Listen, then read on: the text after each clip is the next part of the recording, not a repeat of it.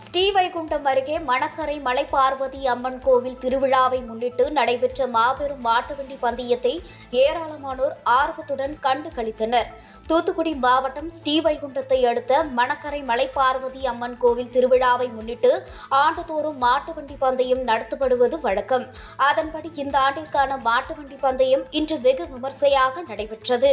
பெரிய மாட்டுவண்டி, சிறிய மாட்டுவண்டி, பூஞ்சிட்டு மாட்டுவண்டி என 3 பிரிவுகளாக நடைபெற்ற இந்த போட்டியில் வல்லநாடு சாலையில் 8 கிலோமீட்டர் பந்தய தூரமாக நிர்ணயிக்கப்பட்டு போட்டிகள் நடைபெற்றது.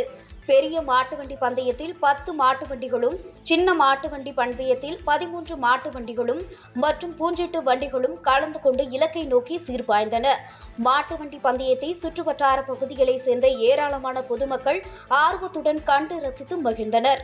இந்த போட்டியில் கலந்து கொண்டு வெற்றி பெற்ற மாட்டுவண்டி உரிமையாளர்களுக்கு ரொக்க பரிசுகள் வழங்கப்பட்டன.